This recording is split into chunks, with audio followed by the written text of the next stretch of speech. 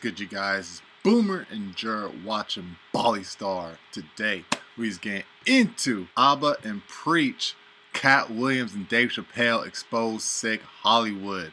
You feel me? So, growing up, I thought shows like Big Mama's House were like, you know what I'm saying, funny. You know what I'm saying, as a kid, because, you know, you don't recognize stuff like that. You know what I'm saying? But as you grow older, and if you, like, tend to, you know what I'm saying, care more about certain things, you know what I'm saying, you notice stuff like that, and it's like, yo, all of these black actors are getting put in like dresses in like certain movies and stuff, you know what I'm saying, and you know, you start to wonder, you feel me? And I'm not just gonna say black actors, but I've seen white actors do it as well, actresses, not actresses, but white actors, and Asian, Mexican, you know what I'm saying, in like some movies, but it's like, you know, it is a thing. It's, again, when you grow older and you start to see it, it's like, man,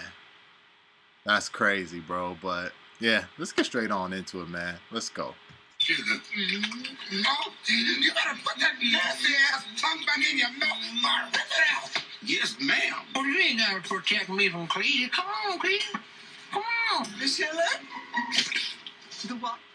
It's nothing new for male comedians to wear dresses and portray women on screen for laughs. You just saw Eddie Murphy, Martin Lawrence, and Robin Williams in some of the iconic movie roles. Is this part of the recipe of success or a cheap humiliation tactic? Comedian Katt Williams brought the debate to the forefront during a one-on-one with Shannon Sharp. No, he did not just put him in a dress. He said Sharon Sharp. Stone, nigga, that was what? a crazy slip. That was a crazy slip. Yeah, Crazy Floridian slip, bro. Yeah, Sharon Sharp. She had a great NFL career. Sounds like his sister. But he was really good with the heels. The cleats. The clits. Martin tried to put me in my first dress. When he had to go on his hiatus, he tell me, Katt, when I come back, I need you. Yeah, You're it's my crazy young when partner, he you're brings... my brother in comedy. When I come back, just promise me. It's crazy when he brings, like, these tactics to the forefront. I was like, oh, these are actual things that they actually try to make you do. It's not just, like, you know, just on some general movie shit. And I was like, no, they actually, like, try to put those nuances or whatever into the movies or something, like, you know, try to make movies based on that, based around wearing a dress. It's crazy. That my next movie, it'll be me and you. We gonna do it together. We gonna do some buddy cop shit. I said, Martin, you got my motherfucking word. Go do what you gotta do. When you come back, I'm in your movie. Don't trip. I don't need to see the script or nothing. You know, we get in that office and this fool pull out Big Mama's House 2. I almost died. And I gotta read this script from all these good white people. Where this nigga want me to get in a dress with him. And I'm literally saying to everybody, why is he in a dress again? You already played the old lady as an FBI agent. We can play anything now. We can be playing a dog catcher this time. Why do we need to be in a dress? And I get so mad, I say, you don't want me. You want Brandon T. Jackson. And that's who they went and got. Twice I said it, they went and got him. Just like I'm telling you. Hold it, did he say that verbatim, though? He said, you don't want me, you want Brandon T. Jackson. Did he really call out that name, or are you just like, yo, you want these actors, or... like, yo, just choose somebody else. Like, did he really say his name, or? Telling you, I had that other dude's work. I had all of it. That's how I got in this position. I sure hope I have. He's drinking that cognac like he's sipping tea. I love it. Cognac is the new tea of 2024. Kevin just shook it off and said that although it never happened to him, he never messed with something that could mess up his whole brand. I definitely haven't ran into to put on the dress. I mean, you have to have boundaries. You have to have limits that you refuse to cross. At the end of the day, you got to know that you're a brand. I'm a brand. You need to protect your brand at all times. But get this. A few years down the line, Kevin popped up in an SNL they sketch in a forced him into dress, it. and almost immediately his whole career skyrocketed. So, some of us make choices. I think it's not a biggest choice for others. I'm saying at the end of the day, Kevin doesn't have to worry about what people are going to say about him wearing a dress because of the long line of dress wearing people before him. So now we had Big Mama's house 1, 2, and 3. Yeah. I've never seen Medea in a pantsuit. I think she wears dresses. So now I'm saying, why are we picking on poor little Kevin Hart? Because it was his turn next. Some of us are against the Illuminati, and we are against the Illuminati at our own detriment. When people are against the Illuminati, then they get punched in the face all the time. The press hates them, and nobody likes them. Now, this was a hot topic. I remember like 10, 20 years ago. Like, this was a thing that a lot of comics were talking about. When I see that they put every black man in the movies in a dress at some point in their career, I'll be connecting them down like, wow, all these brothers got to wear a dress. All of us who watched the Jamie Foxx show loved the Jamie Foxx show. That is facts. I used to watch that when I was living in Ethiopia. Okay. I never watched it. Show. The whole cast was amazing. It was on reruns. Yeah. Different than the fact that Martin and Jamie are really going to do Sinead and Wanda as a movie. Katt Williams was trying to always say, Brandon don't wear a dress. You see, because Validation right Sinead there, and Wanda bro. as a movie. Now, we already have Big Mama's house, and we know Brandon T. Jackson, that nigga showed up with his dress. Oh, yeah. He was saying in the media, so I thought he was heckling me. He was ready to be in 1 and 2. He was really trying to help me at the time. I didn't know that. I was immature. Right. I feel like, dang, why I'm trying to make it. Yeah, so I wondered how many niggas really need to wear that dress. Why you bashing me? And then he was trying to warn me, don't get in the dress. I'll say this, all the celebrities getting mad at Katt right now. All these guys, all the top people having something to say about him. I think it's crazy that all these people got something to say, but they kept their mouth shut when it was Harvey Weinstein. They kept their mouth shut when it was P. Diddy. Ain't it crazy? You got people actually doing physical harm, pushing themselves on people. None of these motherfuckers have nothing to say, but then when it's Katt, who has no power over them, all of a sudden now they're outspoken. That's why I wouldn't take much credence in what most of these goofballs have to say. Because most of the celebrities are just for the cash. They can talk about they for the people, they for the security, they want to protect their own, blah, blah, blah. But y'all let P. Diddy run through a bunch of your homies. And you clap. Like I said in the last Katt Williams, Shannon Sharp video, Shannon Sharp embodied what these celebrities are really like, how Alba described. It's like, the stuff that be going on with Harvey Weinstein and P. Diddy. They be acting like how Shannon Sharp how Shannon Sharp acted when Katt told him something for real. Like, go back on my last video, bro. I'll tell you, bro. It's like, this is how celebrities look, you know what I'm saying, when something for real is being said. You know what I'm saying? Like, but like, they don't present it out there on camera. Shannon Sharp presented it on camera. How they really be acting, bro. It's like when something is being, when something real is being said, they don't say nothing, bro. They just sit there like, I know this is going on, but I'm not gonna say anything for the fear of the fact that, like, something might happen. Whether it's being, canceled or, whatever.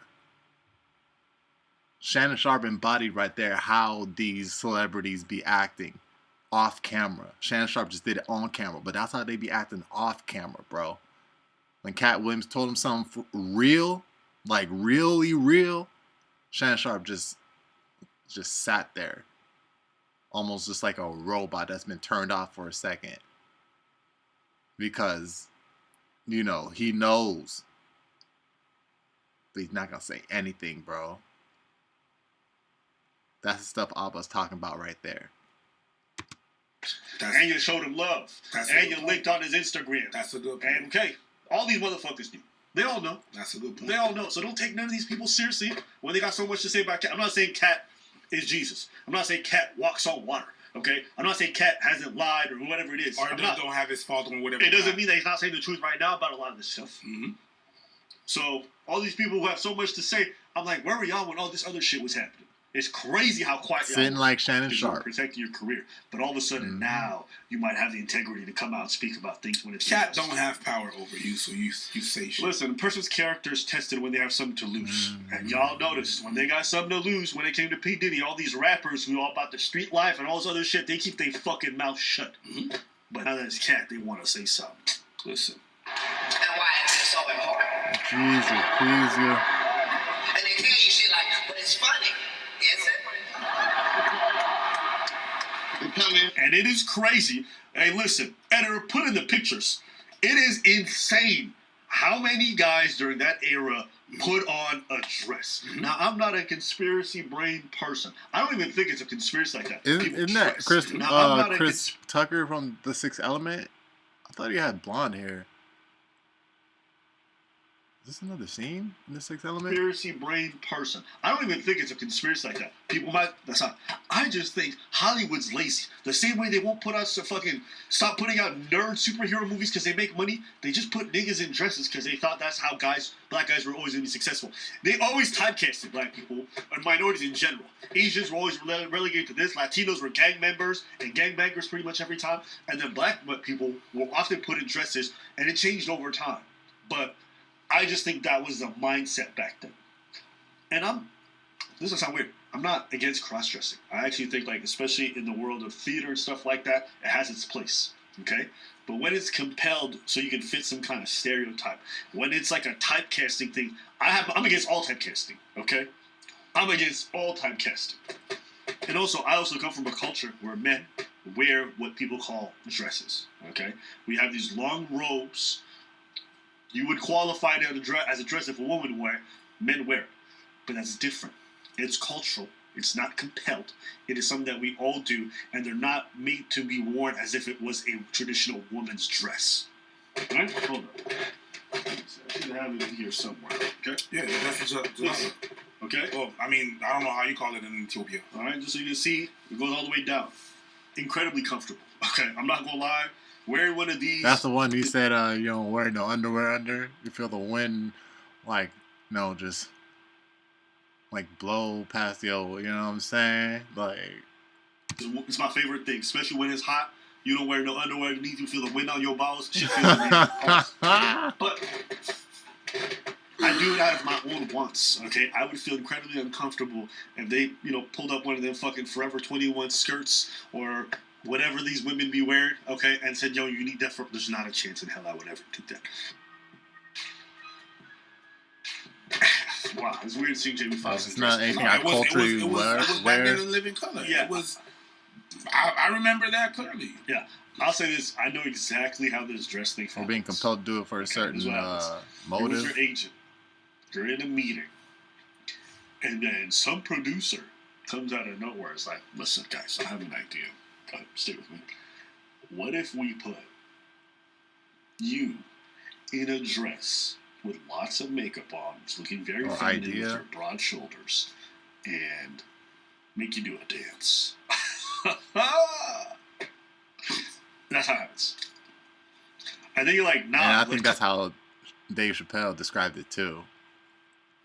Come on, I think it'd be really good. It's gonna be a hit. You didn't see when Martin did it? And they'll start selling you on this shit.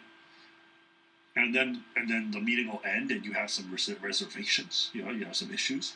Then your agent starts nudging you because they want to make their commission like, yo, come on. This is your big break. Don't you want to make it in Hollywood? Huh?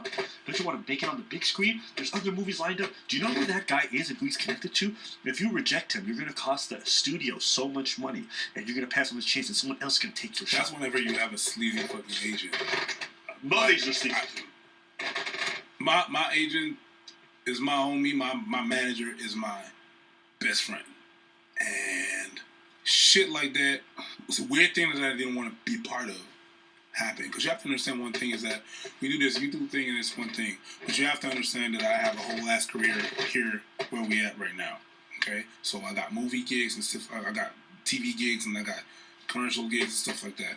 And shady shit has happened in the past, and stuff that I don't want to be part of has happened, proposition that and the minute I say no, it's a no.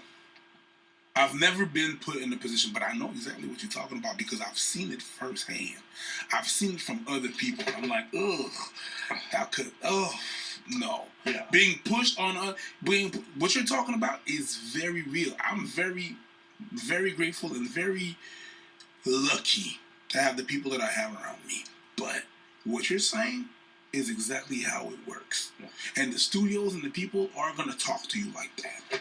And sometimes if they know your agent is going to back you up all the time, like my agent and my manager back me up, they're going to not want to speak to your agent. This almost feels like the whole P. Diddy Cassie situation where, you know what I'm saying, they said Diddy, like, you know, did some horrible stuff to Cassie and Cassie just walked out and, like, her agents, you know, I don't know what else from an agent, but people in the industry were hitting her up like, yo, like, you need to go back to Diddy, bro. You need to go back. You need to go back. Like, bruh, I'm pretty sure most of y'all were in the room when he, like, and there were people in the room when he did that to her. And some of those same people, if not people outside of what happened, were telling her to go back to him when they saw what happened. They're going to want to speak to you directly. They're going to bypass her agent, right? And sorry about that. No pun intended. Go by the back door. Yeah. That's what they're going to try to do. And that's 100% true. The writer comes in. I think he's the writer. He's like, Dave, listen, we got this hilarious scene where Martin's sneaking out of jail. So he disguises you as a prostitute. He put this dress. Laughing about it and all that. Yeah. Yeah. Yo, these producers are the corniest motherfuckers you've ever seen. I don't even know how they have jobs, bro. Talentless hacks. And they come at you like it's a good idea. And you as a talent are sitting there like, trying to laugh about it. Are you high? Make it seem like they're the audience. Did you smoke? That's what you think. You're not going to say because you don't want to lose your job. But in your head, are you high? Well, you find a professional way to say, no. But in your head, you're like, I can't believe this is real. Many of you already know her. She's a 68-year-old pistol-packing grandma who is... And when Oprah tried to, like, in a way persuade Dave to go back into, like, doing what he do, like, she kept saying $50 million. He walked away from $50 million. But Dave, it's $50 million, Dave. $50 million, like, you know, like for $50 million, you couldn't do that? Dave, it is $50 million. Like, girl, shut up. Becoming box office gold. You know her from last year's smash hit, Diary of a Bad Black Woman. But he is a drag queen. If Chappelle was decapitated in front of us, and until we deal with that... She hears what Dave says and bypasses the fact that a devout every Muslim commercial come back, you know what I'm saying? Come back from commercial. Hey, huh? You know, first opening lines are still, Dave, what the heck? It's $50 million. Like, oh my God, he just told you before the last commercial break. You know her from last year's smash hit, Diary of a Bad Black Woman. But he is a drag My bad, that shit just really pissed me off when I saw that. Decapitated in front of us, and until we deal with that, until we deal with the fact that a devout Muslim who doesn't eat bacon was accused of being a crackhead. Hey, huh? Until we establish the fact that they said that he went to Africa to smoke cocaine. Huh? And thing was, at the time, like, we believed them as the public, as the audience, you know what I'm saying? Like, as people, we believed, you know, people that cared about this type of stuff, we believed when they said that, like, he did all those things, you know what I'm saying? When he went to Africa. Because he played one on TV. He seemed like really good at playing one on TV. Like he played a crack at it a little too well. So it was easy to believe that, like, he went to Africa and did all that. You know, they don't have running water and food over there. When they don't have... Depending on where you go, but okay. when they don't have paved roads over there. Okay, that's not true either. They have paved roads. Some places they don't. Oh, Cat, They have cities over there. What you doing right now? Hey, yo, me and my fellow Africans are being it's true some places. Just chill out, bro. You lying. Yo, son, let me take you to Africa. Let me take you to the real Africa. Guys in South Africa, they have running water in a lot of places, okay? I'm sure this guy's not They have whole ass cities down there, bro. New York, all that ish. You go to a bunch of places. It depends where you go, but I get what you're trying to say. Why would you escape? You're gonna escape to Africa? I like, honestly, African villages are like the slums of, like, you know, some parts of the USA at this point. You know what I'm saying? Slums or farmlands, and you know what I'm saying? Because I've been cross country and all that. You know what I'm saying? I travel all over the U.S. Dude, I swear, all of the U.S. is mostly farmland, my nigga. You know what I'm saying? Farmland, wilderness. You know what I'm saying? Yeah, it's like, and you know, there's some small towns out there. You know what I'm saying? Well, you know, I'm pretty sure they have houses, but it's like some are not even that well built. At this point, Africa is the same thing, bro. You have cities in Africa, but mostly out there is like it's farmland, wilderness. You know what I'm saying? Villages. You know what I'm saying? But you know, there are some parts where there are cities, like in New York, like in Miami, like in LA. You know what I'm saying? Like, bro, it's the same everywhere. So at this point, we're just going off of like stereotype. To do cocaine and crack. Yeah, this is ridiculous. They don't got the good stuff over there. All the good stuff is here.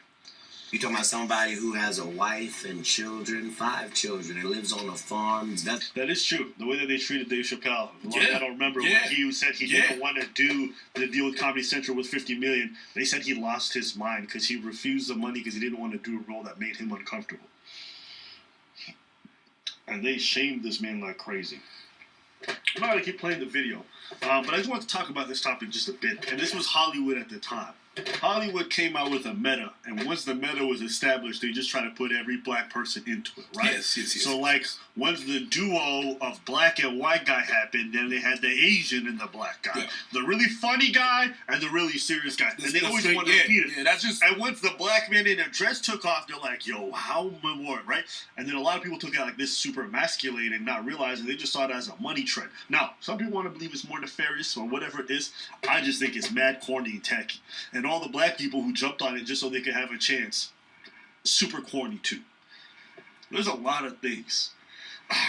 What's the corniest job you've been offered? Oh, it's when I was a dancer. Dancing in bars is the worst shit ever. Why? Dancing in fucking leopard prints. Okay, I'll tell you what it was for me. Yeah, like I'm saying, the Gigolo thing I always found not Gigolo. Gigolo. The Hollywood, I don't know. The mill There's something I scripters. find very often weird about that, the way that you want to portray it, especially in big medias and to a lot of people and stuff like that, to all the people out there. I don't mind if it's like in a... Use the money, Mike. I don't mind if it's in the theater setting or whatever. Maybe because the distribution is less and doesn't care. The distribution is less and it looks very less insidious. It's in the Hollywood sphere, it's really weird. It's more the way Hollywood is made. It's more than just haha. It's funny. There's a message. There's often a message or like a where they want to try to go with this. Like I look at things like, for example, every black people that have been winning Oscars and stuff like that. It's always been in a role where we talk about pain.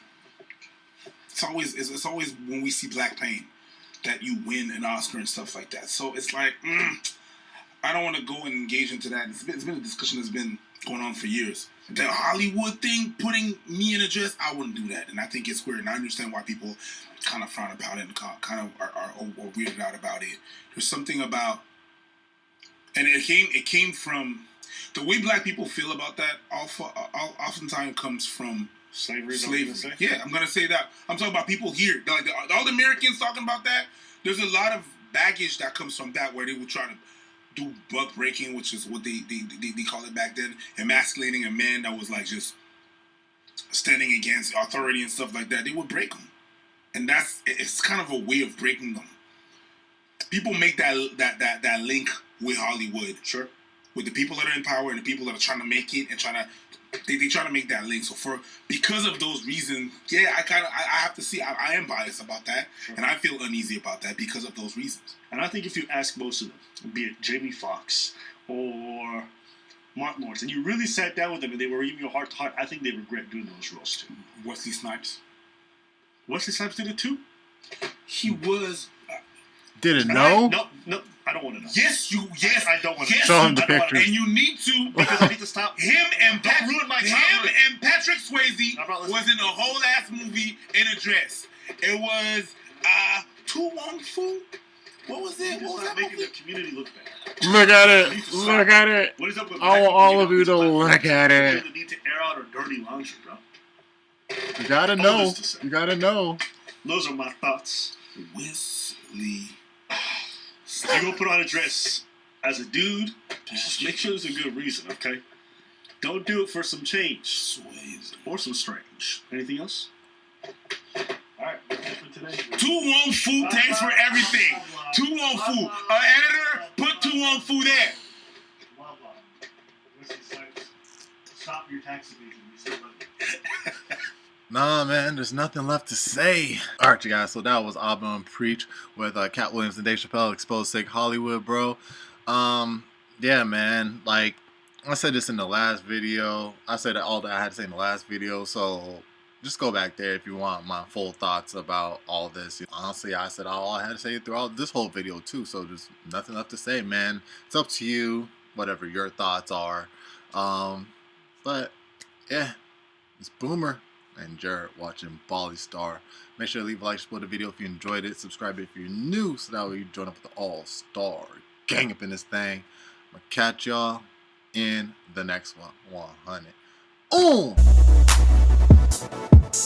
Yeah.